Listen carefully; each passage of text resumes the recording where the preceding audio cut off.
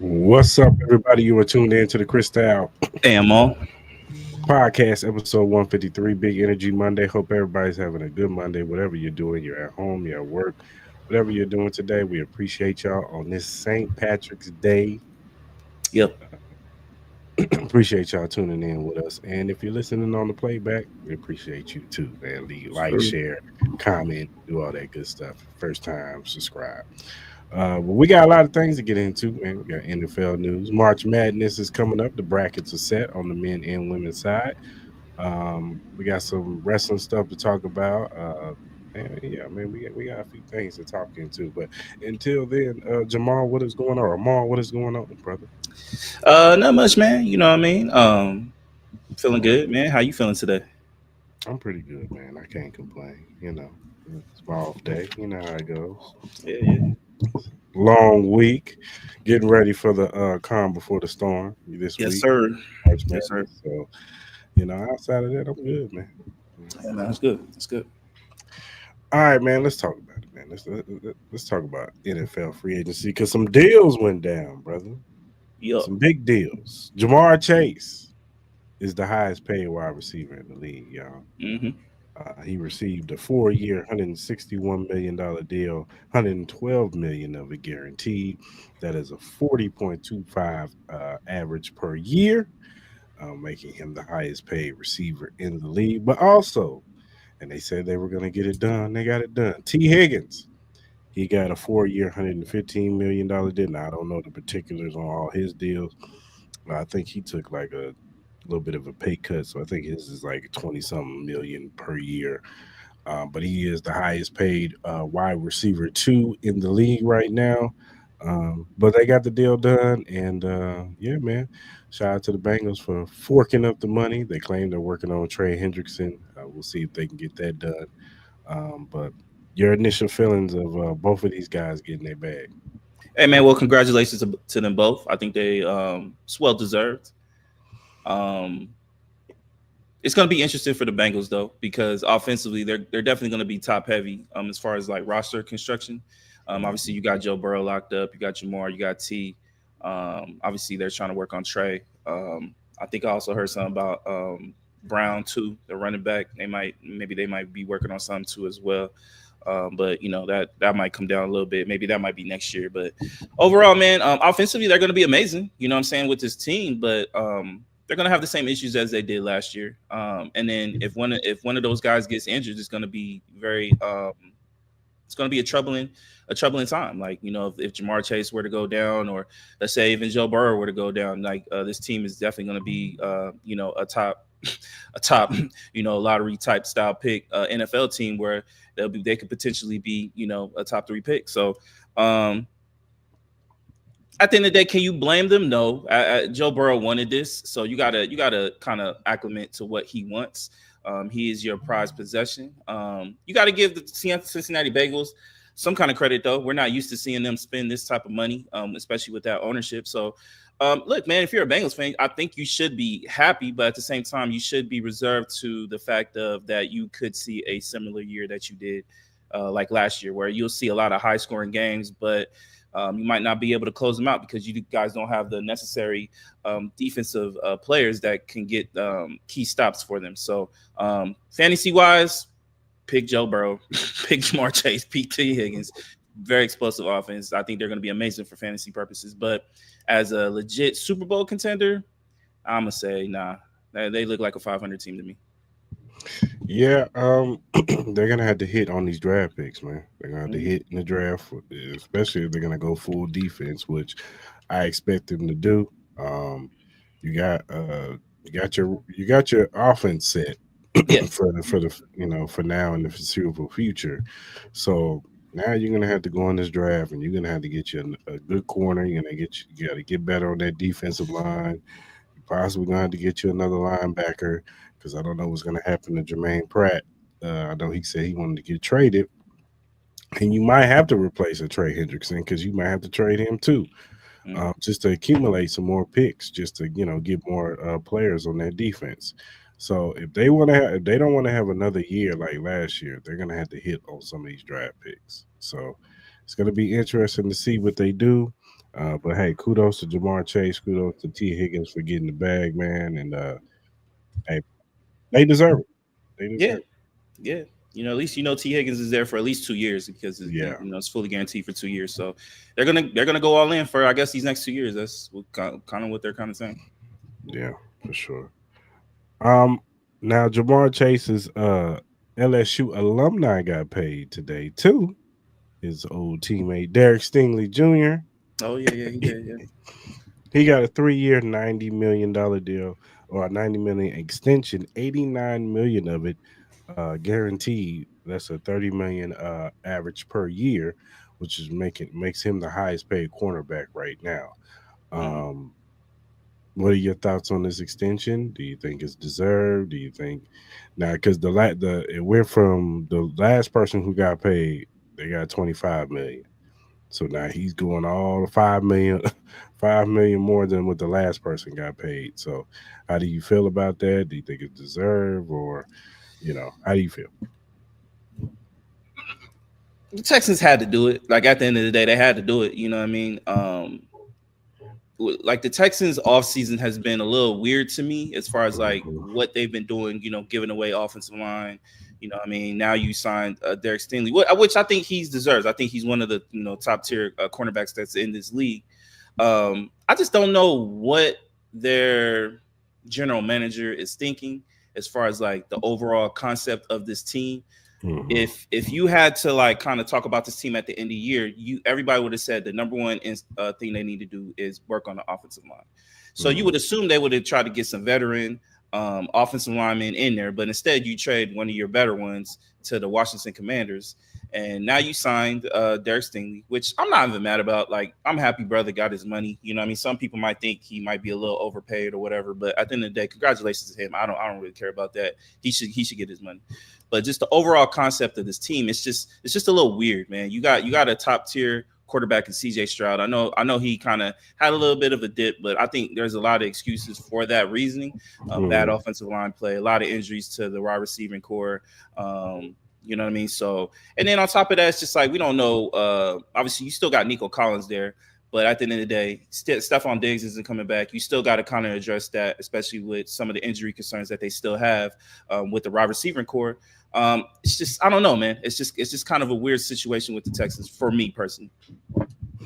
Yeah, I hear you. You know what I'm saying? We went into this offseason thinking that offensive line was the main cog to get fixed, to help CJ Stroud to, have a bounce back season, even though, they went to the playoffs. But Yeah. his season as a quarterback himself, he did take a dip. Mm-hmm. He had that little bit of that sophomore slump.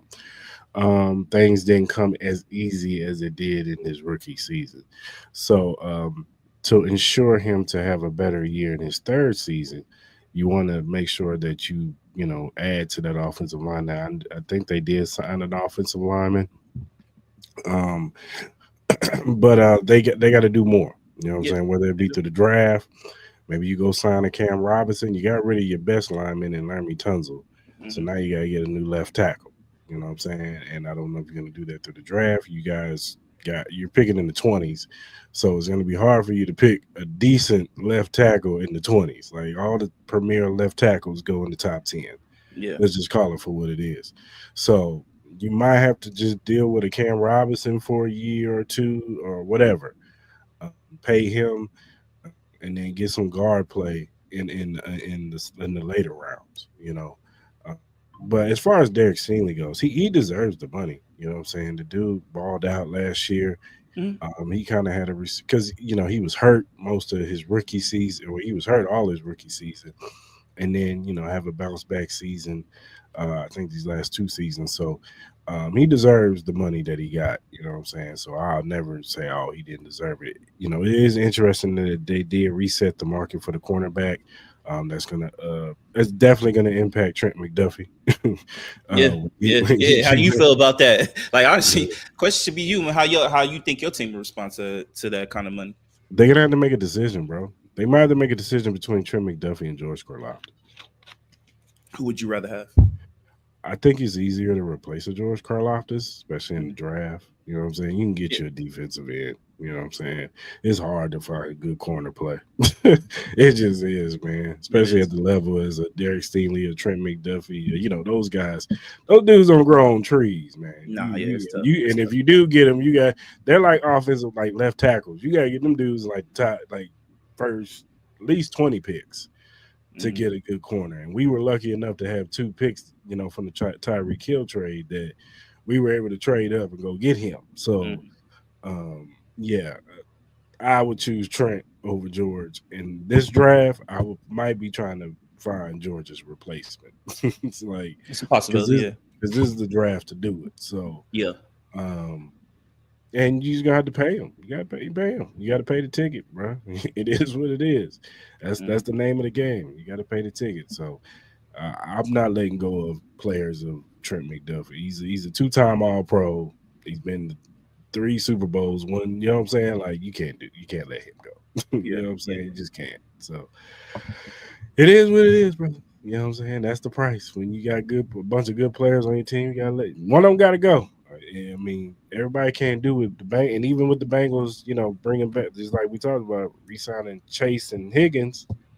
How's that going to hurt their defense? You know what I'm saying? We were going into the mindset of, okay, you pay Chase, you let Higgins go because you can find you another number 2 wide receiver, whether it be free agency, you can get a cheaper, wide receiver that's maybe a little bit older, but he still got some juice in him. Yeah. Or you know what I'm saying? You go into the draft. And there's good wide receivers that come out every year from the second, third, fourth, fifth round. You know what I'm saying? Maybe even later that you can come in and compete to be the number 2 wide receiver on this team. So, or you hope Burton, you know, his maturity, gets better and he takes a step in his second year. But Yeah, for sure. um, I wasn't thinking they was going to pay T Higgins, but they did it. So Look, we'll man, it's see. just as you said, man. It's just I know we kind of are going backwards, but with the Bengals, it's just they're not going to have the depth. Like one injury could literally be catastrophic for this team. Like I mean, you saw with the Eagles, man, just a heavy rotation of players. Even with your Kansas City Chiefs, one person goes down, you have somebody that you can depend on that's going to be able to step up. They may not give you the same. Obviously, it's going to be hard to give the same quality like what a Chris Jones can do or Yeah, whatever, right. but he can still he might be able to step in for a game or two and give some good numbers. But with the Cincinnati Bengals, like bro, if T Higgins or Jamar Chase go down, who's going to be your backup wide receiver that's going to be able to fill in? You know what I mean? Now it's going to be harder coverage on Jamar Chase or T Higgins per se. Mhm. Obviously, if Joe Burrow were to go down, it's going to be catastrophic. If let's say they get this Hendrickson deal done, okay, you got him. But let's say he go down, then who are you gonna have on that pass rush that's going to be able to to get to the quarterback? Your cornerbacks are already like not good. Like let's just call it a spade. Like they're not even close to being really good. Like you could probably say Alabama's upcoming class might be better than what the Bengals currently got right now in the NFL. So Mhm. like it's I understand the premise of it because you're doing what Joe Burrow asked, but at the same time, it's going to be very, very hard for you to sustain the level of success when you don't have the depth, especially in the league where injuries are going to come. Yeah, for sure. Yeah. Like I said, that's what the GM is for. Yeah, That's what the scouting team is for. They got to go out there and they got to get the players, man. They drafted that kid Miles Murphy. He's gonna have to take a step up on that defensive line. Um, yeah, their development program better be top tier, but because can't boy, can't it's like take the over on every Bengals game. That's the fact. Take the over on every can't. Bengals game. I'm curious to see how the betting lines are for Bengals games this year. I'm gonna be very curious to see how the betting lines are, like because the over is gonna be very easy, man. Those games are gonna be. I'm very curious. I could see them averaging like 40, like close to 50 every game, as far as like the over unders on those games. Yeah, like I said, they're gonna have to hit on some of these players, man. So Yeah. let's talk about the 49ers, man. They've been kind of having a little fire sale. Yeah, it looked like it. Yeah. They've been letting play. Now they got what's the fullback back. They signed him to I think a 2-year deal. Oh, They brought usage. yeah, they Okay. brought Usyk back to a 2-year deal. But they just traded their running back Jordan Mason to the To the Vikings for Vikings, yeah, I like that. I like that a lot for the Vikings. 2026 6th-round pick, and they did a pick swap. San Francisco will get pick 160, Minnesota will get pick 187. Hmm. But they also have let go of a few players. Of course, they let go of Greenlaw and Tafunga. They both went to the Broncos. Um, they did sign wide receiver Demarcus Robinson. We already know they traded away Debo Samuels to the Hmm. Washington Commanders. There's word that they're trying to get rid of Brandon Ayuk. I Hmm. mean, I don't know how true that is, if that happens, but the rumors are there that they're trying to, unload him. They just paid him. They're trying to get rid of him. So, do you think they're doing a smart thing? Do you think they're doing this all so they can pay Brock Purdy $50 million a year, or are they just trying to rebuild or rebuild this thing back up? I think it's a combination of both. It's just where you want to put those percentages at on like what weighs more. Like obviously they are gearing up for a Brock Purdy contract because he's going to take up a lot of their salary cap as far as percentage wise. You know what I mean? It obviously all comes down to the number. I'm assuming that he's going to try to aim for the 50 million. I know we and you have had these conversations regardless, rigorously about Brock Purdy. Would we do it? I know we both said we probably wouldn't do it. You know what I mean? I personally wouldn't. But now it's just like you gotta ask yourself, if the 49ers, I know this question was brought up, like should you consider trading Christian McCaffrey at this current point? I think it's something that you should consider. You know what I mean? I know Christian McCaffrey is a very big prominent role on this offense, but he is getting older. He does have an injury history. You might still be able to get some decent assets for Christian McCaffrey. There's a ton of running backs in this draft that you could potentially draft that could replace him. Like it to me at this particular time, I don't think anybody's considering the 49ers a Super Bowl contending team going into next year, especially with some of the things that they have going on. Yeah, you got Brandon Ayuk. He's coming off an ACL injury. You got Fred Warner, which he's always going to be top tier linebacker, but he's coming off an ankle injury that he was playing on all year. So hopefully he's able. I'm sure he'll be fine, but you don't know the long lasting effects of him playing on a broken ankle like that. Stuff like that can become arthritic and could be a continuous problem. So you got to think about that. So offensive line is getting a little bit older. It's just a lot of it's a lot of things that they got to really strongly consider. Now I don't think Shanahan's on a hot seat where there's going to be a lot of pressure to make decisions like this really quick, but I wouldn't be surprised if you start hearing stuff about Christian McCaffrey, especially let's say if they start off slow, and then by the trade deadline, if somebody really needs some offensive firepower, maybe the 49ers strongly consider trading Christian McCaffrey mid-season. You know what I mean? So we've seen it before with Christian McCaffrey. I wouldn't be surprised if we saw it again. Yeah, it would just be interesting to see what you're going to get for him because of his injury history. Um, I don't know if you're going to be able to get some high picks for him. You might have to settle for some lower picks for him because of his injury history, and you're not going to get a full slate of seasons from him. No, but And he could give you a Saquon Barkley type of momentum as far as like offensive firepower. Though he could. he can. We got to see how he looks coming off of that. Didn't he tear his ACL last year? Nah, he had that tendonitis with his Achilles, so he was out for a minute, and then you remember he fell against the Bills, and then I think he like did something with his MCL where he sprained it, but it was like a 6-week thing, but they were already out, so they kind of just sat him down. So he's fully healthy right now. He's ready to go, so he should be good going into the season. Okay, so but yeah, it's still something to monitor just to see how much they are willing to give him. Um, your boy Aaron still hasn't made a damn decision. Bro, nah, bro. Now the reports are the Steelers, the Giants, and now we're hearing a little bit of rumors of the Vikings are in play from Aaron Rodgers. Um, they're saying that he prefers to go to the Vikings, but I think it's up to the Vikings decision makers. Do they want to go down that road with Aaron Rodgers or road with JJ McCarthy? Um, if you are, I want you to give me two perspectives. If you are a GM of either team, um, do you take a chance on Aaron Rodgers? And if you're Aaron Rodgers, what team do you choose?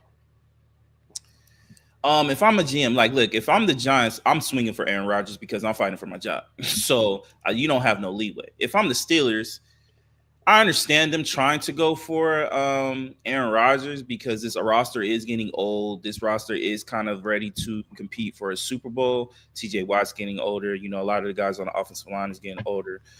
You did just trade for DK Metcalf, so you need somebody to throw him the ball. Like it cannot be Mason Rudolph. Like I get it, he had a couple cool games and shit, but he's not the answer, bro. So I understand both avenues. Now, would I personally wait for him? No, I personally wouldn't. You know what I mean? I think low key. I know the Steelers, and there's like a lot of rumblings that there's a lot of coaches in there that don't want Russell Wilson back. This is the main reason why maybe you should have just gave Justin Fields the contract. Like, look, I'm not a Justin Fields guy. I think Justin Fields is who he is, but at least he's a young quarterback who's very explosive, who at times can throw the deep ball. Now, like the mid to small range, throws, he has a lot of difficulties on because his accuracy is very, very inconsistent. But at least you would have that dynamic as far as explosive ability with the running quarterback. So now they're just kind of stuck. You know what I mean? Like, could they potentially go a Joe Flacco route? I guess you could. You kind of saw, a little bit with him, but he is getting a little bit older. But right now, Aaron Rodgers, he's playing the game right. You know what I mean? Like both of these organizations are hold to him because they're in a situation where they have no choice at this point because there's no other quarterbacks to go out there for. Like, okay, yeah, we all love Jameis Winston. We all think he's going to be great once his career is over. But as far as like a quarterback wise, he's inconsistent. He's going to throw at least like 30 interceptions. He might throw you 20 TDs, but you're going to have a lot of 3 interception style games. So, I think both of these teams play their hands wrong. At least with the Giants, at least they have a third pick where they could potentially trade up to get a Shedeur Sanders or potentially may even try to trade to get a Cam Ward or whatever. So there is a possibility that Steelers, I guess they still have a possibility where they could, I guess, overdraft for a quarterback, maybe like a Jackson Dart or something like that, or the kid from Louisville who I think is getting a lot of buzz after trying to score. Yeah. After the combine and stuff like that. So you have that possibility as well there too. So it's not like they're totally out of the realm, but both of these teams are in situations where I guess the Giants are definitely in win now mode, even though their roster doesn't say it. And the Steelers are in win now mode because I know everybody feels Mike Tomlin is safe, but at the same time, it just gets to a point where I know the fan base is starting to get a little over the Tomlin experience because they're in the same position every year where they're like, hanging on 500 and then they somehow get in the playoffs and then they get blown out in the first round and then they're really not Super Bowl contenders. So, it's a situation. Now, Aaron Rodgers, where would I want to go? I want to go to the Minnesota Vikings. I want to go to the Minnesota Vikings. That's just what it is. I think with the Minnesota Vikings situation, you got to ask yourself this, like, JJ McCarthy, he is a young quarterback. He's coming off an ACL injury. Is he ready? Number one, because this team is Super Bowl ready. This team is you have the offensive pieces with Justin Jefferson and Addison. Who knows how much longer Addison is going to be there because especially with the Tee Higgins contract, that money's coming for Addison because Addison is that guy. You traded for Mason, so now you have a solidified running back core. This defense is ready for it. I know they lost a couple pieces on the defensive side, but I think they should still be decent for what it is. And I think this division is up for grabs, between the Bears, the Vikings, and the Lions and the Packers, man. This is going to be a heavily contested division, which I think is really up for grabs. So if I'm the Minnesota Vikings, would I do the Aaron Rodgers thing? It's a strong consideration, especially because, is JJ McCarthy ready to take over, that team to, potentially go to the playoffs because you're coming off a Sam Darnold 14-3 season.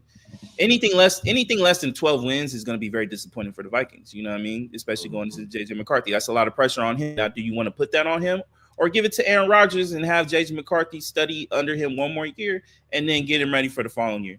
I think the answer should be the Minnesota Vikings. I think the Minnesota Vikings should sign Aaron Rodgers. Yeah.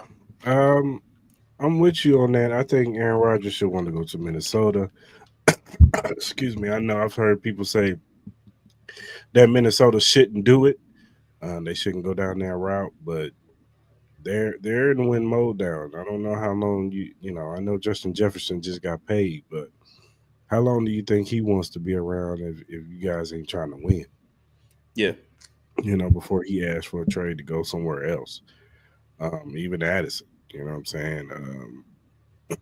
And it's going to be hard to keep all those guys together because Addison's going to want to get paid. So Mhm. I know you got a rookie quarterback, so you possibly can pay both of them at the same time right now, but you got to start cashing in on these players, man. And you got a nice team. Last year we didn't expect that defense to be that good, but Brian Flores, credit to him, he had that defense playing on all cylinders. And it's just unfortunate Sam Darnold just he turned back to Sam Darnold in the playoffs, and in that Yeah. last game of the Yeah. season against Detroit, he had two bad games. So Mhm. um, I think say what you want about Aaron Rodgers, I think he's a little bit more stable when it comes to those type of situations.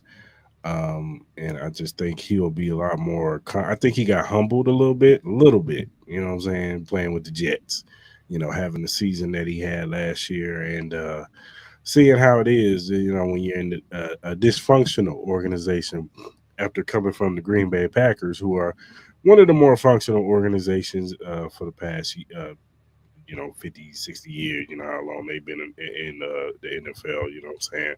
They've been one of the more prestigious organizations in the NFL. So um, hopefully it humbled him. It hasn't humbled him too much because he's still making people wait Yeah. to sign his contract, figure out where he want to go. But hopefully it'll make him a little bit more attentive to know that, man, you got to show up to OTAs. You got to show up to the mini camps. You got to show up to training camp. You can't be planning all this stuff during that time. Do that stuff, before training camp. If you want to go on a trip to Mount Everest, bro, then do that before the OTAs, bro. You want to go backpacking in Japan, brother, like whatever you want to do, like do all that stuff Yeah, before. you're retiring soon, bro. Like you could do Yeah. as much as that when that happens. Yeah, Or for sure. you, yeah, do that when you retire, bro. Like Yeah, this could be your last season anyway. Go out with a bang, bro. You know what I'm best saying? opportunity too. Yeah, Go this is a go great work opportunity. out with Addison, get Addison and Justin Jefferson and the whole offense, and y'all get together and work on the playbook. You know what I'm saying? Work on some plays and be ready for OTAs and be ready for mini camp and training camp and all that stuff. Show that you really care. You know what I'm saying? That's the one thing about Aaron Rodgers is like he seems like he's more interested in his individual accolades and his MVPs and all that stuff. But what I'm saying, he there's like he don't have that dog in him. You know what I'm saying? To be as talented as he was, he's not as talented as he used to be because he's older, of course. But to be as talented of a quarterback as he's been, and it just and maybe is one of those things where guys who have that natural talent, they may not Yeah, have that fire because it just comes so natural, from him throwing the football. Like I've never seen anybody, I got Patrick Mahomes on my team. I still think Aaron Rodgers throws the football better than Patrick Mahomes. I agree. I I just agree. think Patrick Mahomes has more dog in him than Aaron Rodgers. He wants it more. He wants to win more, and he'll win it by any means necessary. Whereas in Aaron Rodgers, it just seems like when the big moments come up, and it wasn't always like that for Aaron Rodgers. I used to pitch him some bells. I used to think Green Bay used to do him a disservice with some of the guys they used to put, after some of the guys that left, receivers had left, they were kind of putting anything around him. And then, what I'm saying, defensively, they really was not trying to No, stack no. it. After they won that Super Bowl, it was just like they was just putting anybody on defense. But I Yeah, would say the last like 4 years when he was in Green Bay, that was on Aaron Rodgers. Like there was just you could point to times at NFC championship games where it was just like he just seemed like he was just like whatever. I oh don't yeah, care. You know what I'm saying? Times where Devontae Adams is triple team, and you got, and I get it, it's MVS, so yeah, I know you don't want to throw him the ball, but he's wide open. Alan Lazard is wide open, and you want to throw it to Devontae Adams because he's triple team. So it's just I just go out with a bang, Aaron Rodgers. Go to the Minnesota Vikings if they'll take you, and if they're not the choice, I'm picking the Giants. I'm picking the Giants over the Steelers. I don't like what's going on. I love Mike Tomlin. I just don't like what's going on with Pittsburgh right now, man. Pittsburgh is just Now it's going to be interesting with the Giants, though. Do the Giants say, you know what? We don't want Aaron Rodgers no more. We're going to pick Shador Sanders. We're going to go with the youth movement. We're going to, you know what I'm saying? Because at least if you pick Shador, let's say they have a solid season, they have a better season than what they had last year. You know what I'm saying? And their show and Shador and Malik Neighbors have a nice connection, and that offense shows some type of promise. And the defense looks like it's, because the defensive line we all know is really good when they're healthy, and they show a little bit of promise in that defense. Um, I think that will give Dayball some time to not get, you know what I'm saying? I don't think he'll get fired because they'll understand he was working with Shador. He's a rookie. Whereas if you get Aaron Rodgers in there and you lose bad and it goes horrible, that might cost Dayball his job. I just low key think Dayball is just. I think he's gone, bro. I just think he's gone. I don't think nothing's really gonna save him, honestly, unless if he like does some miraculous thing and make the playoffs. Like let's say they get in and be like a 6 or 7 seed. You know what I mean? But like I like look. I understand the whole premise and all the baggage that Aaron Rodgers comes with if you're a Minnesota Vikings fan, but let's be honest, if Aaron Rodgers is on his team, I think you have a legit chance to make the Super Bowl. I really do, especially with the mind of Kevin O'Connell. You saw what he was able to do with Sam Darnold and some of those backups and how he made them look. You can only imagine what he's going to do with Aaron Rodgers. Now, the main thing with Aaron Rodgers is, can he completely buy in? Is he going to be 100% in? Not this half-ass, like I want things my way type of things. Like that's not going to work with Kevin O'Connell. So I think that's like one of the things that they're kind of weighing is to see like, yo, Aaron, are you going to be 100% in? Like you're not going to do these, random ayahuasca trips like right before training camp. You're not going to oversee here and do meditation on the highway type bullshit. Like your ass is going to be in the building. You're gonna build the connection with these young receivers. You're gonna get the connection right with this offensive line. You're gonna get in this playbook, and you're gonna understand everything I want you to do in this offense. What I say goes, and Aaron Rodgers has to buy in. And if he can do that, I wouldn't be mad if people pick the Minnesota Vikings to win the NFC. I personally would not, because offensively they're just as talented as the Cincinnati Bengals. And defensively, they're really, really good. You know what I mean? I get it. They missed a couple pieces. I know we talked about it, but I think they'll be fine. And I get it. It's a hard division as well, too. But he has all the motivation. Go back to the division that you once owned. Dominate the Packers, the team that threw you way to the wayside for Jordan Love. Get back at the Detroit Lions. Get back at the Chicago Bears. Keep them in. You say you own them all the time, so own them. You know what I mean? Like the Chicago Bears fan base is on high tilt right now because they solidified their offensive line. They got the head coach that they wanted. They got all the offensive pieces. They got this young stud of a quarterback in Caleb Williams. Their defense is loaded. You got one of the best corners. Defensive line is outstanding. Linebackers are really good. Like all levels, the Chicago Bears are a really good team. So at the end of the day, man, be the one that could be the villain in the division, but buy into this Minnesota Vikings team. I think it's a win-win for both franchises if he's able to do that. And I know that's a really, really huge if. So yeah, for sure. Are there any free agents out there that you're interested in to see where they go? Right now, for me personally, I'm very curious to see where Stephon Diggs is going to go. I know he's been working out with Geno Smith, and then obviously, Geno took the ice cold pick with Shador. Wink, wink. Anyways, but yeah, man, I think he's one of the guys, because I think with the Raiders, in my team, I think we're definitely depth-wise on the wide receiving core. I think we're really bad right now. I know we got Trey Tucker. I know we got Jacoby Myers, but I would love to have Stephon Diggs. You know what I mean? I know he's coming off an ACL injury, but that doesn't really worry me. He was having a really great year last year before that ACL injury. I think you pair him up with Geno Smith. He's going to try to prove it. I know a lot of people have him going to, maybe the Cowboys to play with his brother, but I think he should strongly consider playing for the Raiders, man. I think it'll be really good for him. I think what the Raiders have been doing, I think they've been really smart. They haven't really been overspending on anything that they don't really need to.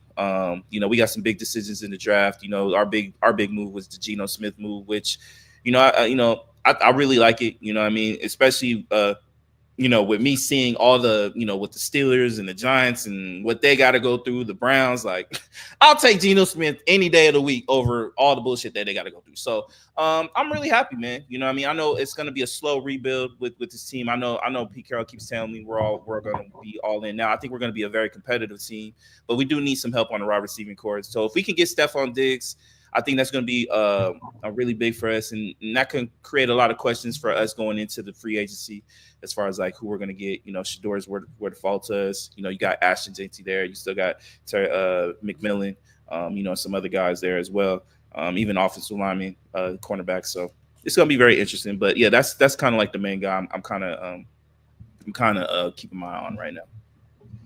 Yeah, for sure. All those receivers that are still out there, Stephon Diggs, you got Keenan Allen still out there. Maybe a team will pick him up. He'd be a viable number 2 to somebody. Some defensive players. I'm trying to see if the Chiefs can somehow, with him be, not getting the contract that he thought he was going to get, probably we can get Charles Omenihu back because we definitely need him on that defensive line. And there's a few defensive players out there, but it's definitely offense that's always the main thing. We'll see where Nick Chubbs go. Where does Nick Chubbs go? Does he get signed to somebody? If he's healthy, he could definitely help a team out. J.K. Dobbins is still out there, so like I said, it's gonna be interesting to see where some of these guys go, man. And we'll see in a few days coming. You know what I'm saying? Free agency is definitely not over. I think the big thing is everybody's waiting for the Aaron Rodgers thing. We got the Jamar Chase Tee Higgins thing out the way. Like I said, I think people are still waiting to see at this extension with Trey Smith with the Chiefs, if that gets done, because that's going to mean some numbers for some offensive linemen too. Michael Parsons too. You gotta look out for that. Michael Parsons, if he gets that deal done, see what they do with that too. So it's going to be interesting to see where some of these guys, what they get paid and where some of these guys go for sure. JT McMillan ran a 4.48 at his pro day today. Okay. Not bad for a guy who's 6'4". Not bad. 219. Oh, I want to ask you real quick before we get off the free agency thing. Which wide receiver signing do you like more for do you like the Cooper Kupp going to Seattle, or do you like DeAndre Hopkins going to Baltimore? I'll top Cooper Kupp going to Seattle. No disrespect to D Hop, but we saw a little slippage.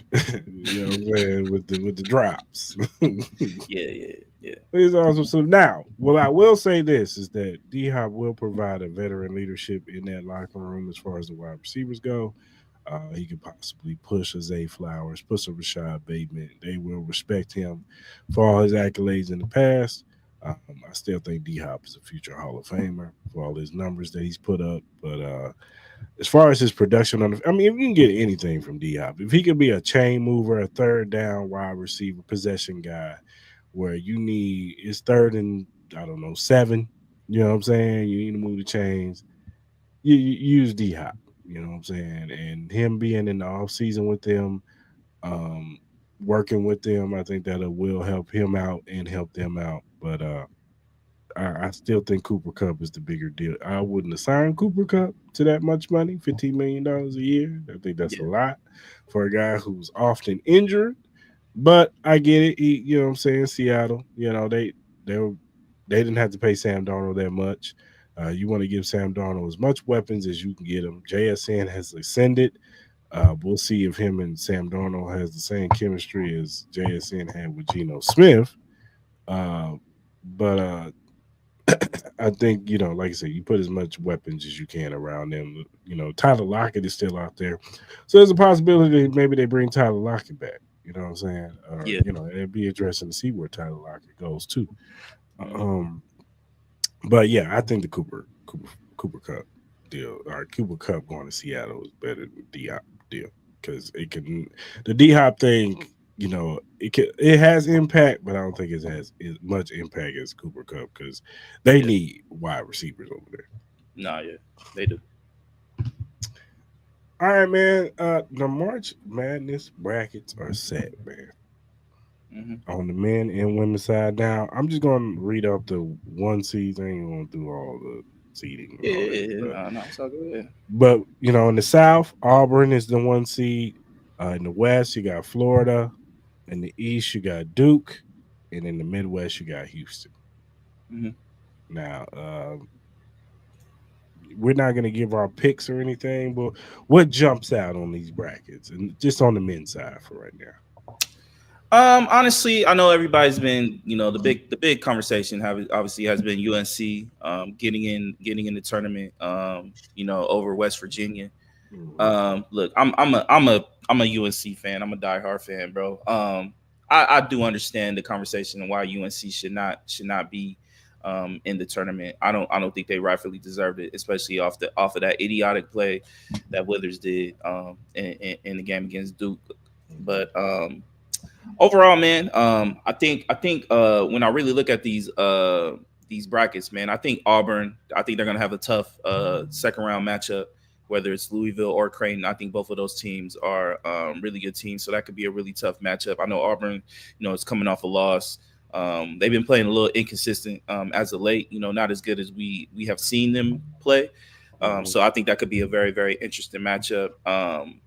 As far as like North Carolina, like I think they're gonna probably get in. I wouldn't be surprised if they make it to the second or maybe even the third round because they have been underperforming. I think they have been playing a lot better going towards the end of the year.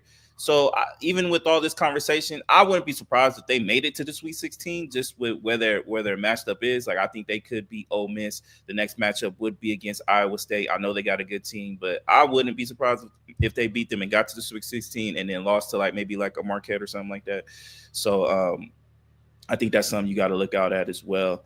The Florida St. John's, I think that matchup going towards the Elite Eight, I think that could be a really big one. I like that bracket. I think that could be a really good bracket.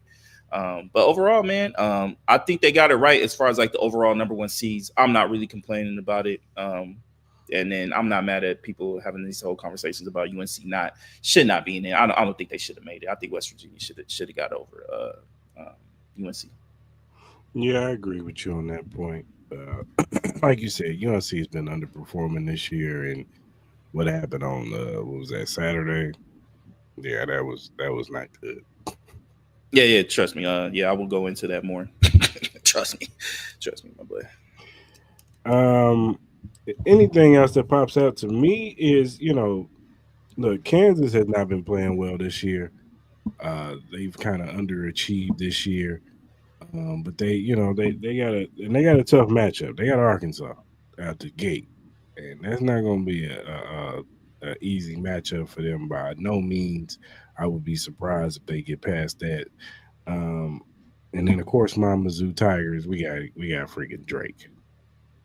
Yeah, I ain't gonna lie to you. That's one of my upset picks, man. Going in. I'll give you guys one. That's one of my upset picks, bro. Hey, people, trust me. Take Drake over Mizzou, bro. Take Drake over Mizzou, bro. Trust me, my boy. Trust. Kansas and Mizzou. Both of y'all can't lose. That'll be bad for both cities. Oh man, he's going up against they're going up against Arkansas, right? Yeah, Kansas Arkansas and is a good squad, man. I think they're getting back one of their top players too. So I don't think it's a good look for Kansas right now. It'll be interesting if Duke plays Cooper Flag, especially since they're playing a 16 ranked team. That and the way they've looked without Cooper Flag, do you save him for the 32? You know what I'm saying? Just give him as much rest as you can give him. I know he's fine. I know he's walking around and all that stuff. But do you give him some minutes and just kind of reserve him a little bit, or you let him go, or do you save him for the 32? At the end of the day, if this man is healthy enough to play him. You know what I mean? I know that was a whole big conversation, save him, but he's a young guy. He was already like it looked nasty, but he was already walking around. Like obviously that's completely different from, cutting and stopping and, running on the basketball court. But look, man, they're going to go through the proper protocols. They're going to gradually get him ready, see if he can get, do 5-on-5s and, bang around with the guys. But if he's ready, play him. If he's not, you have all the confidence in the world that Duke should be able to get to the next game. Give him a couple more days. He'll play on Sunday. And then, I think he will play this weekend. It's just a matter if he'll play Friday or if he'll play Sunday. Now, at the end of the day with March Madness, you don't want to take anything for granted. You know what I mean? Because anything can happen. Anything can happen. Like, some weird things have happened in March Madness. So that's what I'm saying. Like, don't push him if he, at the end of the day. But if he can play and he wants to play, let him play. I think it'll be good. Be great for college basketball because I know college basketball has his influx of superstars. He is the number one superstar in college basketball that a lot of people know. So the faster he can play and more people can see him on the court, it helps the sport. So yeah, for sure. Now the ladies, they've broken it up more in regions. They don't have like South, West, East. They got regions. So the ones in the all the one seeds. Region 1, we have UCLA. Region 4, we have USC. Region 2, we have South Carolina, and Region 3, we have Texas. So, is there anything that pops out to you on the women's side? Obviously, I know there's been a lot of commotion about the number one overall seeds. Look, I think USC or South Carolina has like a conversation for it. I absolutely do. I know UCLA beat USC to win their Big Ten championship, but overall, I thought USC was dominating that matchup until maybe 8 minutes left into the second half. So I understand the gripe, but look, man. It just sucks that we're not going to get USC and UConn as a Final Four matchup. Like that's going to be an Elite Eight matchup if everything were to line up correctly. So I would have loved to see Juju versus Paige in a Final Four matchup like we did last year. So obviously, I think everybody's going to be kind of anticipating that. But you know what I mean? It's looking like this looks like a kind of like a chalk situation with the women. Obviously, you got to look out with TCU and Texas. You know what I mean? That matchup, you have a potential, TCU Notre Dame matchup, in a Sweet 16. So, there's a lot of fun matchups in there. I think this is going to be a fun bracket. But, I'm who I'm rooting for. I'm rooting for Juju. I'm also rooting for Don Staley in South Carolina. Those are my two teams that I'm rooting for. And, hey, it's going to be an exciting time watching this women's bracket unfold. Yeah, I agree with you as far as the women go. I think it's chalk. I think all the best teams are going to make it to from the Sweet 16 to the Elite Eight to the to the Final Four. I just think all the best teams are going to be competing for that to get into that national championship. I know Don Staley was complaining about her bracket where she got pulled at, and I know USC was complaining where they was where they was at, and all of them have viable arguments. But it is what it is. At the end of the day, handle your business. You guys are top tier teams. TCU is a sleeper team for me. Those girls have been balling this year. Haley Van Lath has resurged as a player this year. You know what I'm saying? I know we all dunked on her last year at LSU. I just think she didn't fit what they was doing at LSU. I think she's back to doing what she do best with TCU. It's going to be interesting because if she win, and Louisville should be facing her old school in Louisville. So that's going to be an interesting matchup. Nah, yeah, that'll be interesting. I think Notre Dame being the number 3 seed was a little surprising as well. Yeah. I know they lost a couple games, but they were the number 1 seed for a good majority of the year. So I was surprised they were a 3 seed. So I think that could be a sleeper team. And I want to call them a sleeper team, but just where they're at, I think that's another team that could potentially make the Final Four. Oklahoma, you can't rule out Oklahoma. I think they have a really decent squad as well. And then obviously NC State too. So it should be fun, man. I really do. Really think we're going to get a lot of big time matchups as far as like on the women's side of the bracket. Men's side, I could see a little bit more upsets. Yeah. LSU, another team, you know what I'm saying, that we got to look out for. I think depth wise, they're more deeper than what they were last year. I think it was more so just Floja and Angel Reese based last year. Yeah. Now you got Floja, Nisha, you got way more players on that squad. You know what I'm saying? So then we all know with South Carolina, I was looking at their lineup today and I was just like, Jesus. Yeah. I was just like, Jesus. they got depth in every position, man. What we doing here? I know they do. This ain't fair, man. It's not. But we all know, it's going to be interesting to see USC. Juju, Kiki, those two players, they're going to have to dominate. Both of them are going to have to show up every game, and they're going to have to play big time for basketball in this tournament. You know what I'm saying? Because and those two freshman girls that they got, because I think they're the most top heavy team. Because we all know Juju's the best in the nation, and Kiki's probably going to be a top 5 pick next year if she leaves. You know what I'm saying? So they're going to have to ball out. You know what I'm saying? Because it's going to be heavy dependent on them. And I feel the same way, kind of feel the same way about UConn. Paige, what's that chick name? Aziza, I think her name is. They got the ball out. I think they got another chick on that team too. But UConn usually has, a nice little squad. Paige got to show up. Paige got to show up because last year she kind of faltered. You know what I'm saying? And I think it was, what they make it to the Elite Eight. They made it to the Final Four last year because I played USC. Yeah, they kind of faltered at the end a little bit. So she gonna have to take it up a notch. You know what I'm saying? She's considered a top 5 pick, top 3 pick possibly.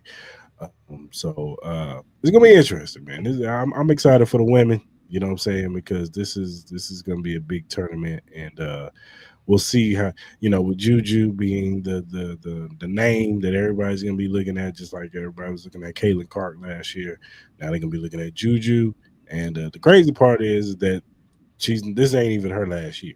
She got one more. She got one more year of eligibility before she's even considered to go to the WNBA. So, it's gonna be interesting, man, to see how everything shakes out, man.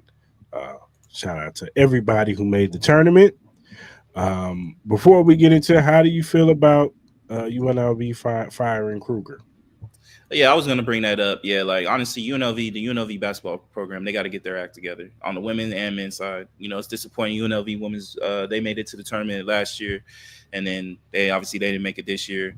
The men's, we've been waiting for this resurgence of UNLV basketball that has not come. We see it with the football program. They got to get it together. There's a lot of aspects I think with the basketball program that I think they need to fix.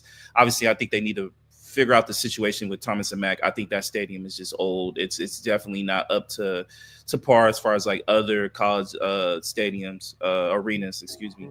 So they're gonna have to figure out that situation, whether it's potentially try to move them to T-Mobile or maybe do a lot of upgrades within that Thomas and Mack arena. So I'm really curious to see the next head coach that they target.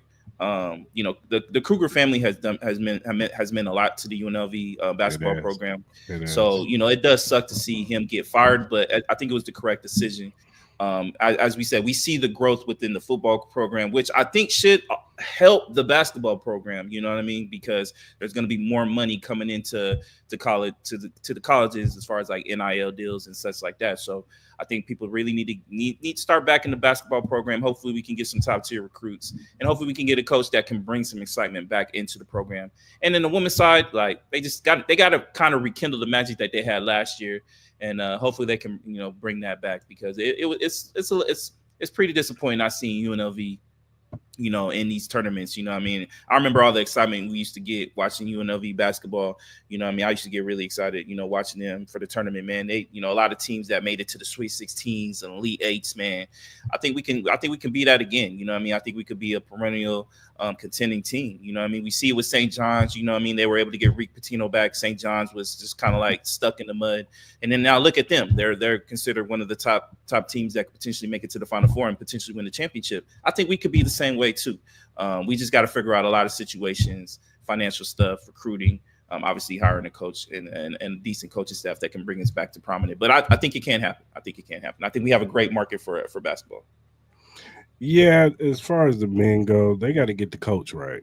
They got to get that coach right. Just like, the football team with Barry Odom, he was the right guy to kind of bridge that gap. Now we got Dan Mullins, who has the opportunity to take this program probably to the next level. more than what Barry Odom did. No shot to him, but we all know Yeah. what Dan Mullen represents, man. He's been in championship football from Florida to um, Mississippi State.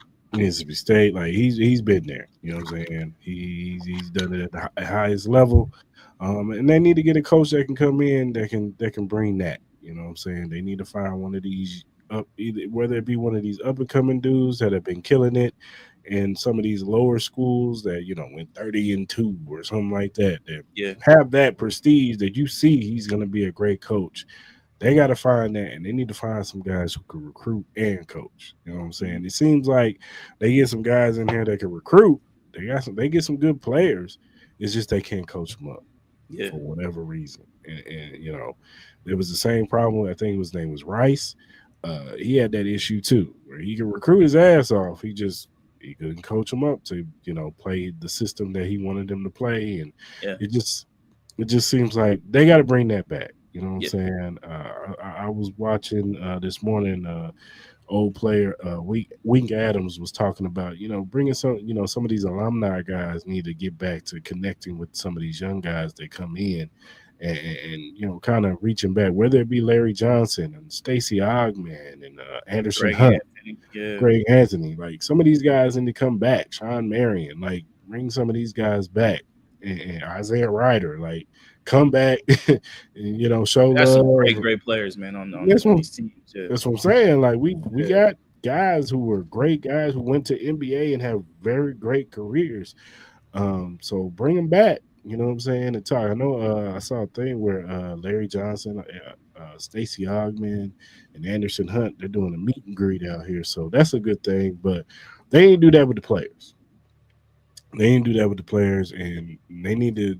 The AD needs to figure out how to get more marketing dollars to get better players over here. You know what I'm saying? 5-star recruits, 4-star recruits, possibly, or a transfer portal. You know what I'm saying? Yeah. Bring some Yeah. guys off of some of these teams. You know what I'm saying? That's what Dan Mullins is doing. He's getting guys off of very good teams. You know what I'm saying? So that's what the basketball team. Now, as far as the women go, I ain't gonna lie, I thought the women got a little snubbed a little bit. Just saying, they had a little snubbed this week. I thought they had played good enough to get into the tournament. You know what I'm saying? I felt what Yeah. the head coach was talking about. Like Yeah. they had some good wins, impressive wins this year. Most of their Yeah. losses weren't bad. They were against good teams. You know what I'm saying? Yeah. So it's just Yeah. like you go 25-7, man. Like, come No, on. I agree. I understand that. I do understand that, but it's kind of like we're in this position right now with UNLV where we just don't get the benefit of the doubt anymore like we used to.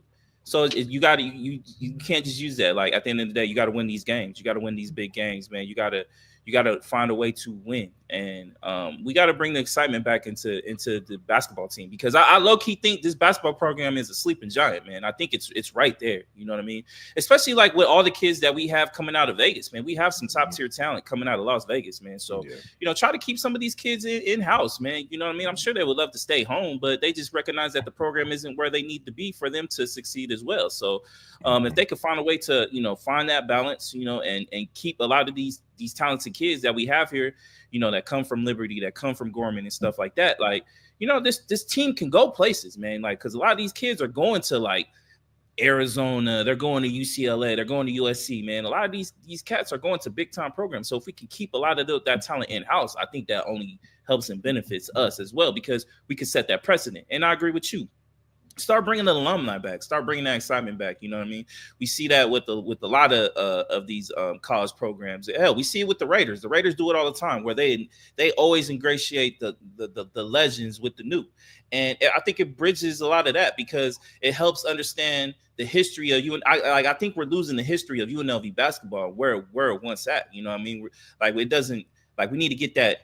Not saying the Tarkanian field because that was a very unique experience, but we need to get that swagger back of UNLV basketball. Like our gear used to be up there with like the Raiders and stuff like that. When people would wear UNLV, I think we have some of the coldest gear ever. Like I think it could be on the top tier of people wearing Raider gear and stuff like that. You know what I mean? Like it used to be like that. Like we got to find a way to just get that whole mojo back of UNLV basketball culture, where we are the number one team. We don't give a fuck what anybody says. We do not care.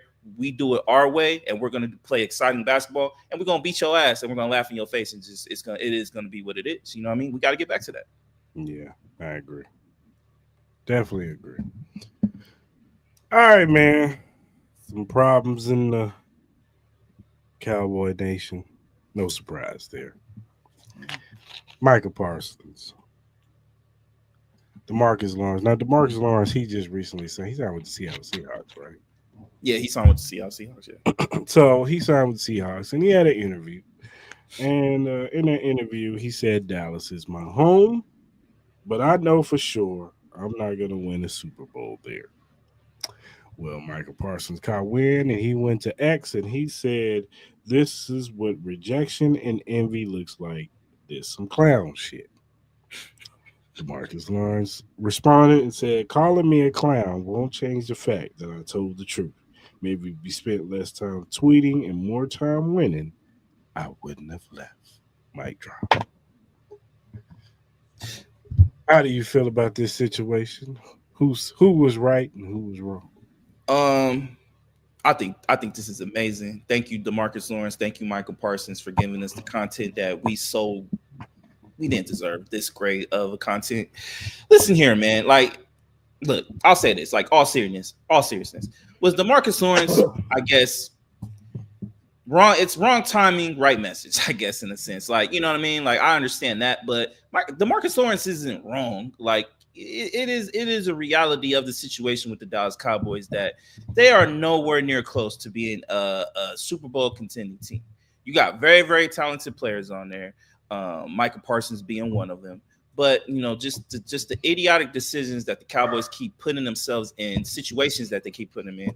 Like, you're waiting on signing Micah Parsons. You know, you have Myles Garrett signed. You have Max Crosby signed. So, obviously, that number went up. They waited forever to sign CeeDee Lamb when they could have got that deal done. You waited forever for Dak Prescott. Now, he's like one of the most high-paid quarterbacks in the league for no reason. And it's just like they play this stale game where they think they're outsmarting everybody, but in reality, you're just making it harder for your organization to succeed.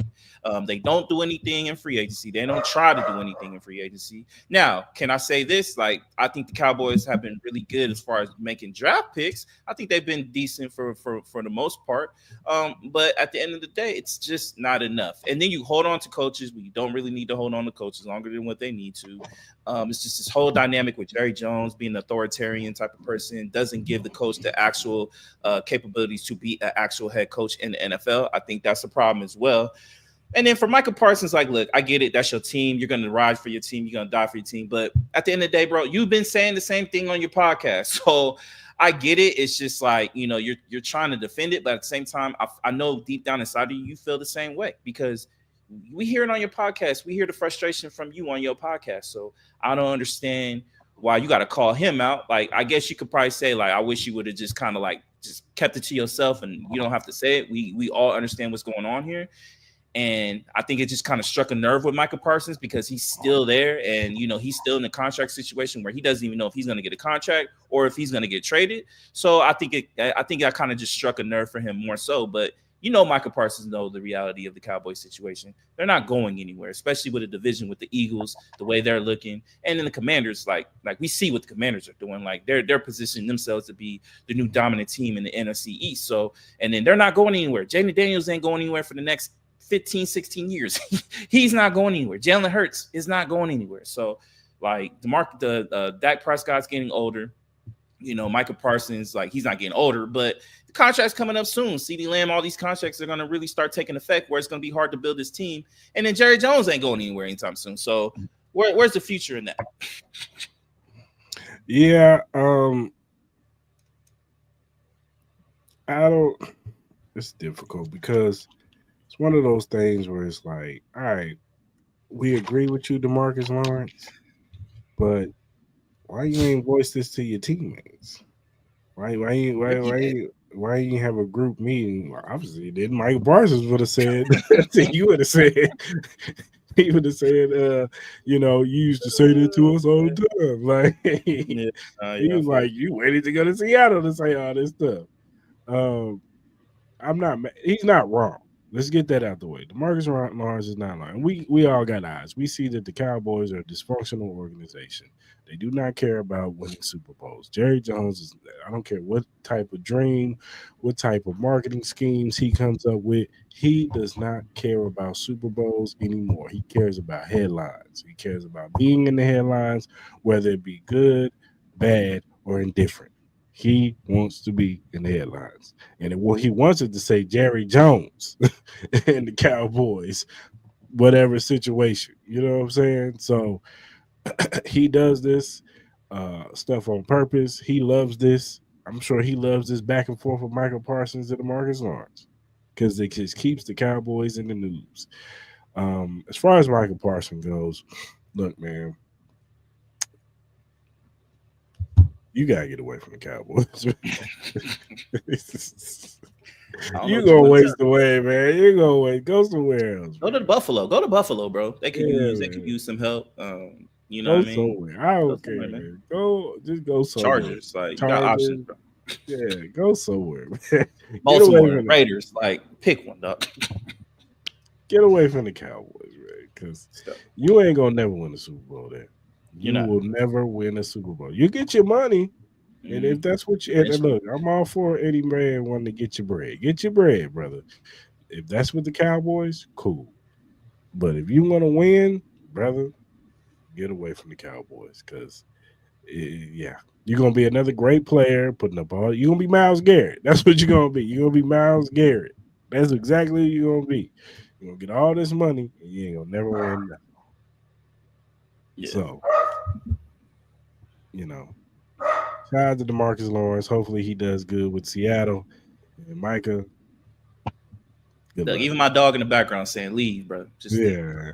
Just leave." It's not good. It's not good. All right, man. Let's do our BetUS Surefire picks, man. Yes, sir.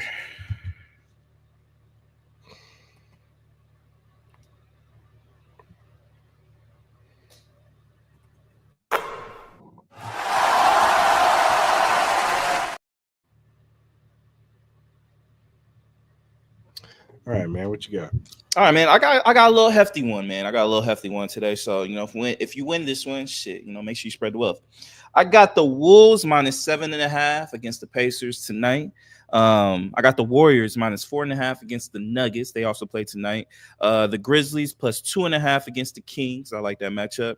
And then I got the first 4 in games too on here. I got St. Francis +3.5 over Alabama State. Love that number. I got UNC money line over San Diego State. I just say UNC is just a better team. I got American -2.5 over Mount St. Mary's. And then I got Texas +3 over Xavier. Yeah, I don't like none of these.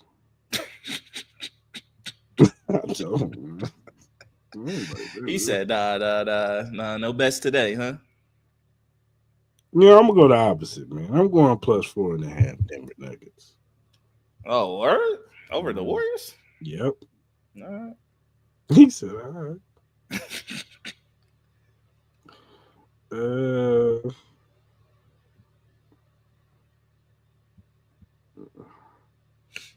Yeah, I'm not feeling none of this. Oh, they just announced this card, huh? Oh, that's what's up. I'm gonna take the over in the Heat and Knicks game. Okay. I like that. Over 210.5. I'm gonna take the over in that. If you go to our any of our social media platforms, you'll see the BetUS link. Now they are doing a limited time promotion for the March Madness. If you sign up now, it's you'll get 150% signing bonus and 10% gambler's insurance. So if you sign up now, that's 3 risk-free bets on your first 3 bets, minimum $100 up to $5,000. You sign up. If you lose on your first 3 deposits, you keep your money. So if you can win some money, or you can keep your money. So go over to BetUS, sign up, tell them Cris Alamo sent you. And that does it for our BetUS Surefire picks.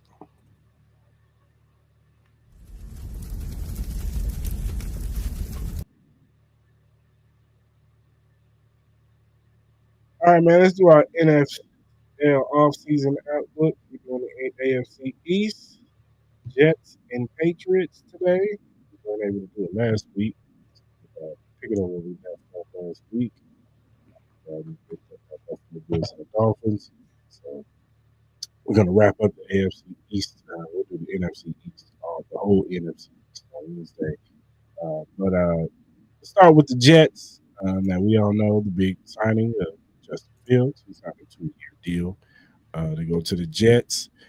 They got Aaron Glenn as their new head coach. They got a new GM over there, too. It's going to be interesting to see what direction. Now, we all see the direction they're going at quarterback. You still got Brees Hall over there. You still got Garrett Wilson. You still got that defense. They did release C.J. Mosley, so they're going to have to replace him at linebacker. They don't have Hassan Reddick. They traded for him last year. He finally played, but he ended up going over to – where did he sign with? I forgot where he signed at. But yeah, they're gonna have to add some pieces on that defensive line. They lost DJ Reed. He went to Detroit, so they're gonna have to add another corner to go opposite of Sauce Gardner, whether that be draft. I'm pretty sure that's what they're thinking. Maybe they get Asante Samuel Jr. He's still out there. Maybe you bring him in. So it's going to be interesting to see what they do. Add some more weapons to go with Garrett Wilson to help Justin Fields out. I know that Justin Fields and Garrett Wilson have that Ohio State connection. They played with each other in college, so maybe they could rekindle some of that. And hopefully we can get a resurgence in Brees Hall. He hasn't looked right since he's had his injury issues since his rookie season. So maybe in this season he'll get back to me and Brees Hall, that game changer and home run hitter. They're gonna, like I said, they're gonna have to add, especially offensive line. They always got to add to this offensive line. They lost Micah Beck. He actually had looked pretty good as a guard. He wasn't good as a tackle, but when he switched over to guard, he looked good. He looked good when he went to the Eagles too. So it's going to be interesting what they do on this defensive line. They don't have Tyron Smith. He's not there anymore, so they're going to have to get probably a new left tackle. But yeah, left tackle, probably another offensive weapon, another corner, and add to this defensive line. Yeah, no, I agree. Obviously, they did get your boy Derek Nandi. They signed him. So obviously they added to that. I think they also got they got Jermaine Davis from the Commanders for linebacker, and then I think they also got Brandon Stevens from the Ravens. So they did do a couple signings. Obviously, they still need to add a little bit more. I know a lot of people have been questioning as far as like the signing of Justin Fields, and for that amount of money, $30 million guaranteed, was it worth it? Look, man, like I think they're just kind of like in a situation where it just is what it is. You know what I mean? Like they got their quarterback for the next like year or two. Obviously that one of the that win that they did that kind of bumped them out of the top 3 picks, I kind of really affected them. Like other teams, like my team, like winning unnecessary games. But it just kind of is what it is. At least they have their quarterback for at least the intimate future right now. I know Garrett Wilson's probably pretty excited to have Justin Fields back, to bring that connection back, that Ohio State connection. So obviously that could be a thing. You're going to have the deep ball with that offense. Obviously, I would love to see Brees Hall get back to the Brees Hall that we are accustomed to seeing. I think the running game is going to be kind of like the big thing for them with the Jets. Obviously, I could definitely see this being like a running offense that literally plays off of play action, throw the deep ball type of situations to get like Garrett Wilson and stuff like that. So as far as this defense though, yeah, we did see a couple up and downs with this defense. Obviously, they did lose Reed. I do expect a bounce back year from Sauce Gardner. I think he's still one of the top elite cornerbacks in this league. I just think everything that was going on with the Aaron Rodgers situation, the head coach situation, I think it was just too much going on. I think, with them getting Aaron Glenn, I think it's going to be a no-nonsense team. I think they're going to be very, very well structured. I think they'll be a competent team. Now, will they be a playoff team? I don't know. I don't think so.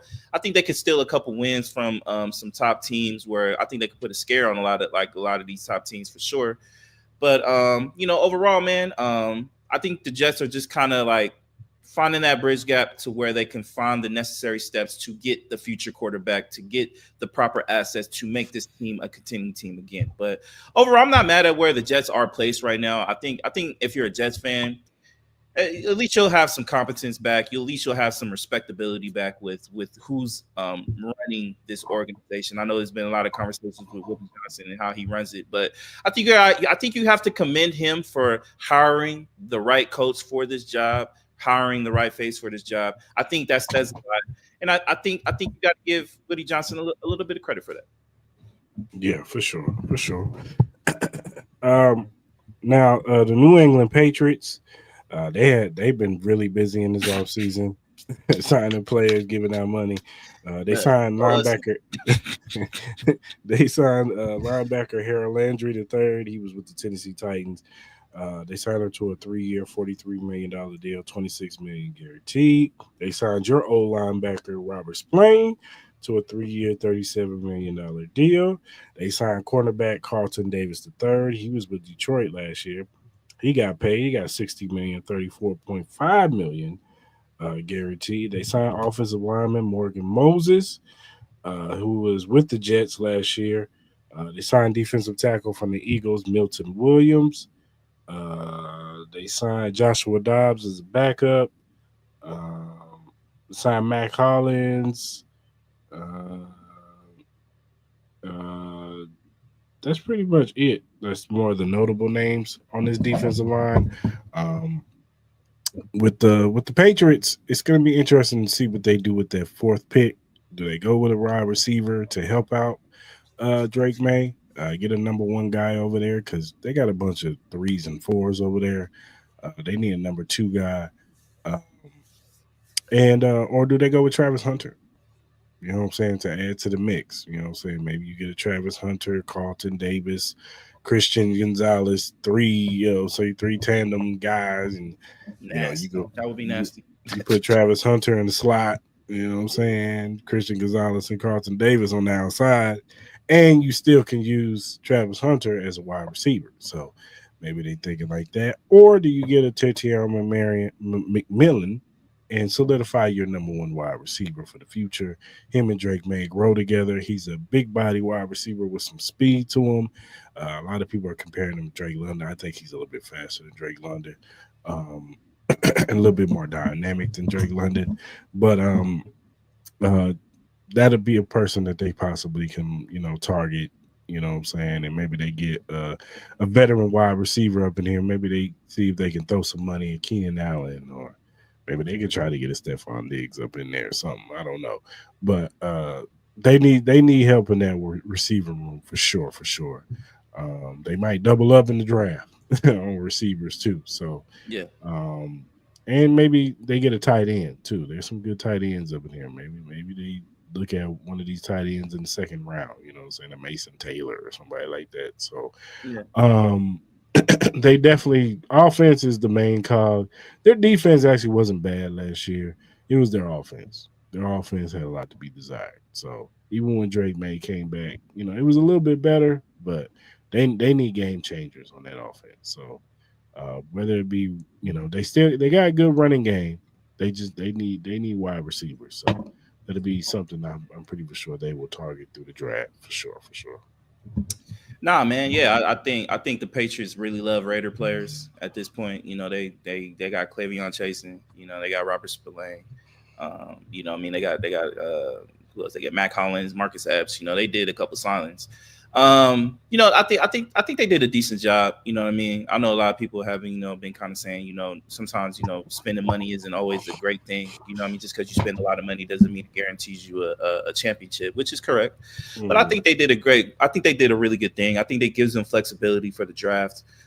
Even if they were to get Travis Hunter, I think it puts him in a great situation for him to be able to play on both sides of the ball, because you got a Christian Gonzalez, because you got a Carlton Davis. I think you could play him like 50-50 split in that sense, because, he is really clamoring for playing both positions, wide receiver. So it kind of helps the Patriots on both ends. You'll get a top end cornerback, and then you'll get an impressive wide receiver that could also help you out. They also put them in themselves a position where I think this could easily be a trade back type of team situation.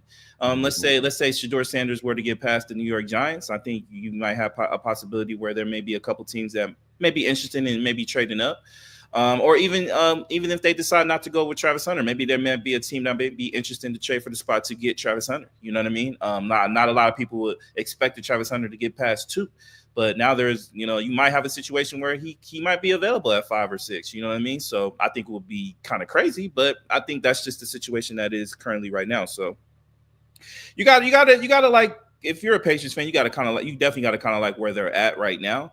Now time will tell. Now if all these signings are gonna hit, especially on that defensive side, if they're gonna get back to being a dominant defensive team. I know there's a lot of great names on there, but at the end of the day, they still got to play. No, they're positioning themselves pretty well. Now you got Drake May. Now I know there's been a lot of hype with Drake May, and I get it. He did have some performances that were really well, but he also had some bad performances as well thrown in there. So I know a lot of people expect him to be a great quarterback. I think the jury's still out there. For me personally, I think I do see some upside with him, but at the end of the day, they are putting a lot of faith in Drake May, and I'm not mad at it. So. But overall, man, I think it just gives them a lot of flexibility with the Patriots where they can do anything in the draft that they want to do. If they want Travis Hunter, they can get Travis Hunter. If they want to trade out and add some more picks and value where they can get, a couple more pieces for that offensive side, you have that capability as well there too. And then if you do draft Travis Hunter, you have the capability to play him on both sides because you kind of are solidified with that cornerback position. Christian Gonzalez is clearly a number one type of a cornerback. You got Carlton Davis. You can play with it. You have more of a flexibility. I think the key word for the Patriots is flexibility. They put themselves in where they can do an amount of range of things, and that's a great thing to be as an organization. Yeah, for sure. Look, we don't expect the Patriots to go anywhere anytime soon. So never know. They could easily be the second best team in that division. I mean, they could, but we could, but they still got a lot to build on. Yeah, they do. Especially on their offense. So I think it's a 2. I think not this year, but next year you got to look at the Patriots like more. So okay, maybe they could be a playoff team. Yeah, for sure. Like if the Patriots go, I don't know, 7-10 or whatever it is, 7-9 or whatever it is, and just on the cusp of making the playoffs, that's an improvement. You know what I'm saying? Like they're going to be a team that you can't look past. Like you're going to be like, all right, it's going to be a tough week, regardless of the record or whatever. They're going to be. They showed it last year. Now they added a lot of talent, so they're just going to be like, look, you can't take them lightly. Like you're going to have to really play football, and you're going to really have to take them serious. That's going to be the team that they are. Yeah, for sure. And it's going to be interesting to see the dynamic between Drake May and Vrabel because we all know how Vrabel can that's going to be interesting. That's going to be interesting. But Vrabel can be sometimes. So that defense is going to be top, but that offense is going to, we saw he did some things with Ryan Tannehill, though. So he did. They had success, and it was just Ryan Tannehill showed, became Ryan Tannehill in the playoffs. That's true. All right, man. Let's talk about WWE Monday Night Raw, man. We it's going to be coming up in the next 30 minutes, about 30 minutes, a little more than 30. Yeah, they got an early start time today, but everybody, the consensus is they're in Belgium, so that's why it's the early start time. John Cena is returning since the WrestleMania heel turn against Cody Rhodes. So all eyes are going to be glued on Monday Night Raw to see what John Cena is going to say, how he's going to look, what new music he's going to come out to, all that stuff. This is going to set. I think this will set off everything going into WrestleMania for sure. Cody Rhodes will be there, so they're going to have a war of the words. You know what I'm saying? So. It'll be interesting to see what storyline he goes with, why he did what he did, his reasoning for siding with The Rock and joining up with The Rock, and why he chose this time to turn heel. So it's going to be interesting to see what happens. It's also a nice little card. We got Braun Breaker versus Finn Balor for the IC Championship. Dakota Kai versus Ivy should be a good match. Bianca Belair and Io Sky do their signing for the contract for WrestleMania. I'm pretty sure Rhea Ripley will find a way to show up and ruin that.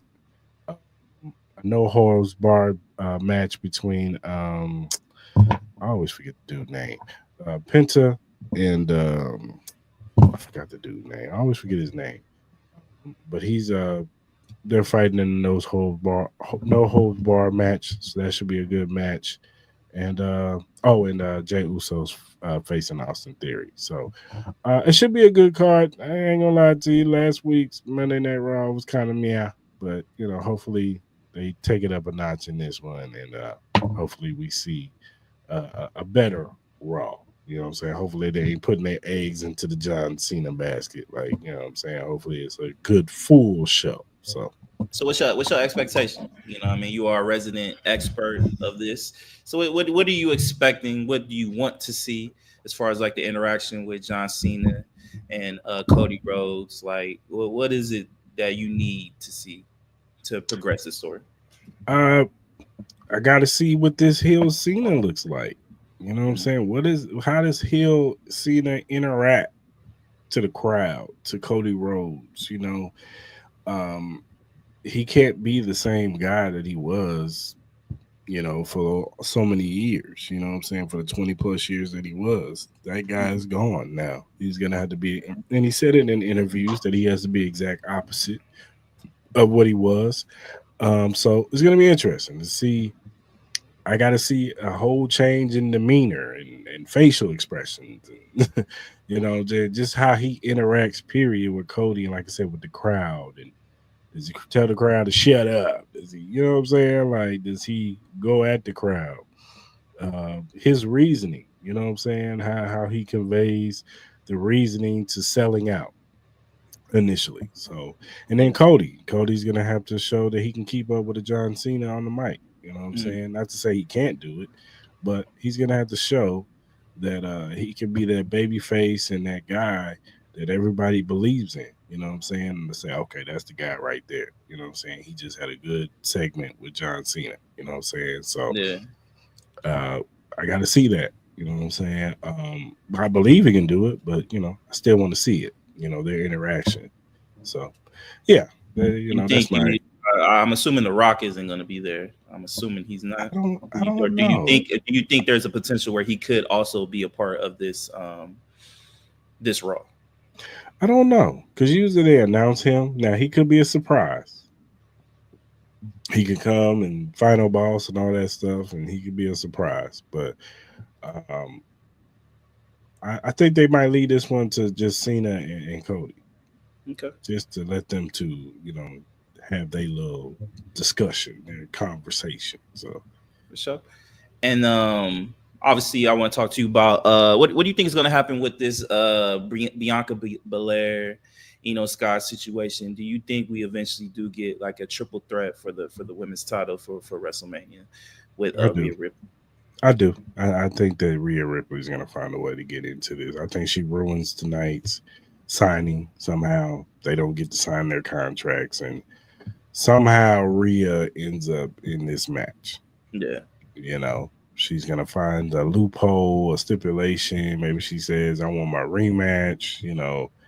I got a rematch clause. Da, da, da. Like, I think that, she's going to find a way to be in this match some way, somehow.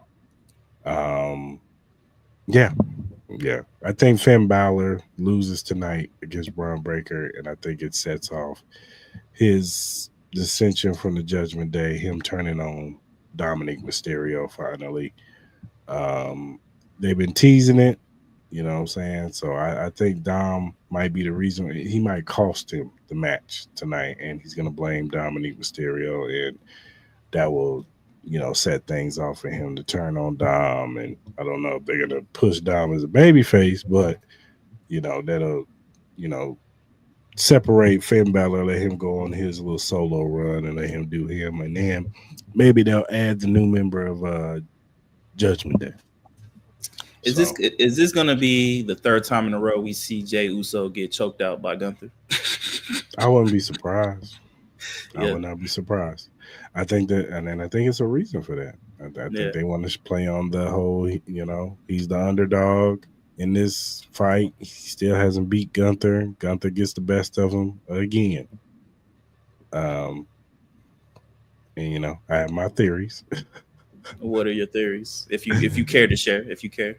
I have my theories on why, what I'm saying, what's going to happen in WrestleMania with Jay Uso. But I could be wrong. I could be wrong. You don't want to share, or do you want to just leave us on the cliffhanger? I'll wait. I'll wait. Okay. You'll wait till the week of WrestleMania. All right, for sure. To share what I think might happen. I still got to see some more weeks, but to solidify how I feel, what's going to happen in WrestleMania. Okay.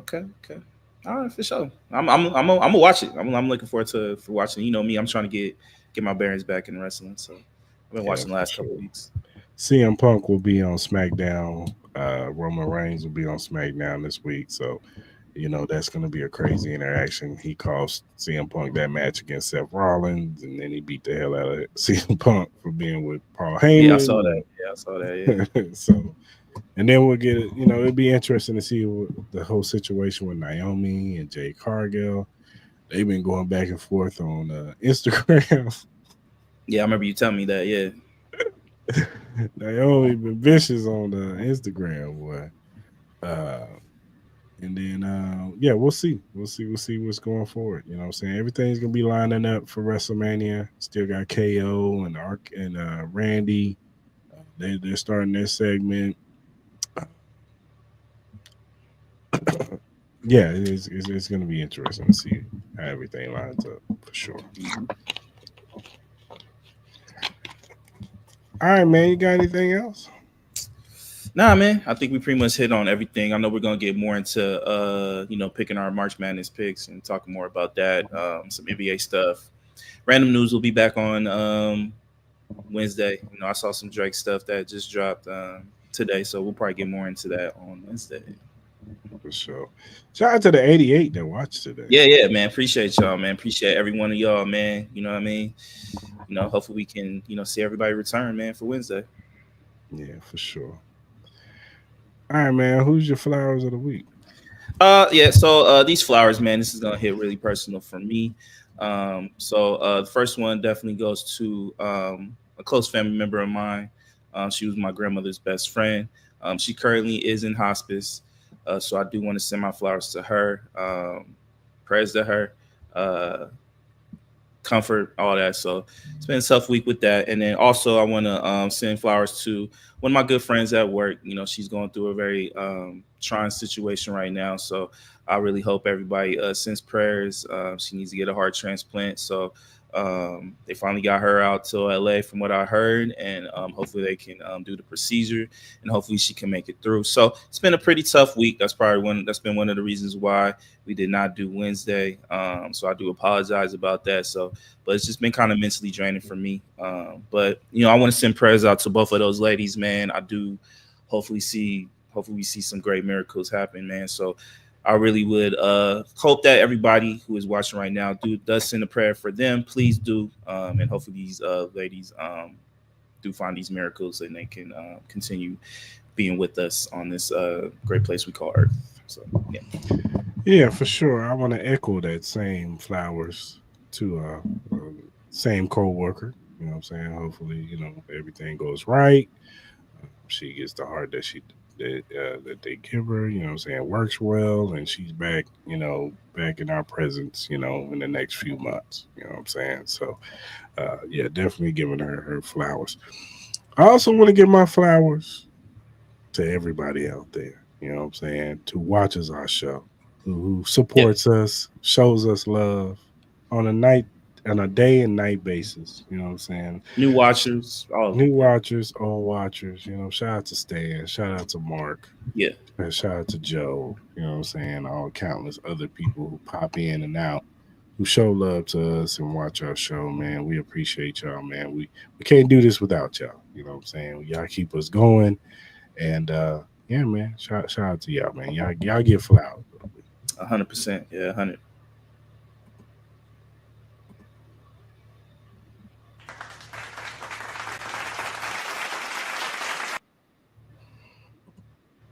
right, man. Who gets your hell no? I was gonna give a hell nah, but I'm gonna keep it PC today. You know what I mean, with everything going on. So I have no hell no's. I have no hell no's this week. But Jalen Withers, you were coming close, my brother. You were coming close with that lane violation, my brother. You was coming close. So. Well, I do have a hell no. My hell no goes to Virginia high school track star Aaliyah Everett. Oh yeah. Baby girl. Yeah. What you doing out here, man? We clearly saw the video. You bust upside the head with the baton, and now you on this victim campaign crying and stuff. You did it. Own up to it. You got to do the time. It is what it is. I don't know whatever frustrations, what happened. I don't know what the young lady did to you, but we saw the video, baby. You bust upside the head. You going on this campaign crying and trying to make everybody feel. We don't feel sorry for you, man. You did it. You was wrong. So you need to have a little bit more accountability and accept your consequences. So what she get charged with? Aggravated assault or something? Yeah. So, and if she's a first time offender, maybe they give her probation and community service. But you might have messed up your college career as a track star. Yeah. You might have messed that up. You might have to go to a smaller school or whatever. But yeah. Control your emotions, people. Control your emotions. Regardless of what the other person does, they don't put no physical harm towards you or your family members or, somebody who's close, a loved one close to you. Yeah. Keep it pushing, man. Don't mess up your life.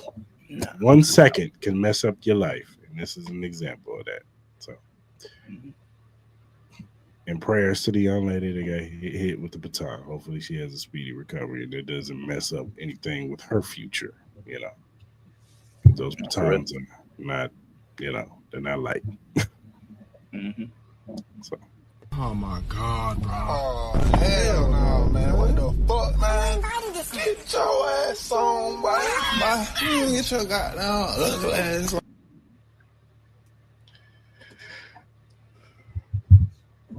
All right, good people. If you're feeling, low energy, you're not feeling yourself, we suggest get you some Magnet sports drink. Yes, sir. The ultimate sports drink. Are you ready to take your performance to the next level? Do you want a sports drink that eliminates the muscle cramps and fatigue when working out or training? Meet Magnet, the sports drink designed for athletes who refuse to settle for mediocrity. It's power-packed electrolytes and rehydrates and restores balance with their scientifically formulated blend with magnesium that fights fatigue and boosts endurance. It has natural ingredients made with real fruit extracts, no artificial colors or flavors, because your body deserves the best. It has delicious flavors like mixed fruit and watermelon that keep you revitalized and ready for action. It will boost your performance with essential vitamins and minerals. Magnet fuels your workouts, helping you crush your goals. Join the Magnet movement, whether you're training, competing, or simply staying active. Magnet is your go-to refreshment for peak performance. You can order it now on our direct link, drinkmagnet.com. Also, you'll use promo code Cris and Mall to get $5 off your purchase. Again, that promo code is Cris and Mall. Use it, man. Save a little bread, man. We know everything's, going up in price a little bit. So if you any chance you get, save a little bread, get a little bit of energy for your week, man. Get some Magnum. Shout out to them. Definitely shout out to Magnet Sports Drink. Also, go get our merch. We got the white, we got the black tees, and we got the golden night tees. Go ahead and go cop them. $25, $29 with shipping. Show your support. Get a shirt, man. Show us some love, man. We got the hoodie still on up there too for $50. So get them now because they're gonna be coming down soon once it starts getting a little warmer. Yeah. Also, if you want to donate to the Crystal Mall Podcast, you can donate to our Cash App, Crystal Mall Podcast. Go ahead and show us some love. Whatever you want to donate, man, we will greatly appreciate it. So, yeah, show us some love. Whatever streaming platform you use to listen to your podcast, the Cris Lamar podcast is available at Spotify, Apple, Google, Amazon, iHeartRadio, whatever you use to do your podcast or listen to your podcast. Go ahead and follow us on there. Also, if you're first time watcher on YouTube, hit that subscribe button, that like button, that notification button. So when we go live on Mondays usually at 12 p.m. Pacific Standard Time and Wednesdays at 9 p.m. Pacific Standard Time, jump in the live with us. You can talk about these topics. We want to hear from you, whether you agree with us or disagree with us. We want to hear your opinion. If you're listening on the playback, leave it in the comments section. We will see it. And if, you know what I'm saying, we feel like, you're being a little rambunctious, we might talk back at you. You know what I'm saying? Right. We're at the lines of communication. You know what I'm saying? Absolutely. But definitely, give us your opinion. We want to hear from y'all. Yeah, so for sure. Subscribe to the channel. And whatever social media platform you use, whether it be X, Instagram, Facebook, TikTok, Threads, Twitch, whatever you use to do your social media on, the Cris Lamar podcast is available at Cris Lamar. Go ahead and follow us. We'll follow you back. We're just some regular guys who like to talk sports. We also talk music and movies and gaming and all kinds of various other things that are going on in this world. So go ahead and follow us. If you have critiques, if you have feedback, or if you have a question or topic that you want us to bring up on the show, and we like said topic or question, we will bring it up. We will shout you out because we want to show love to those who show love to us. So go ahead and follow us and hit us up via DM, email, and our mentions, and we will get back to you as soon as we can. Mm-hmm.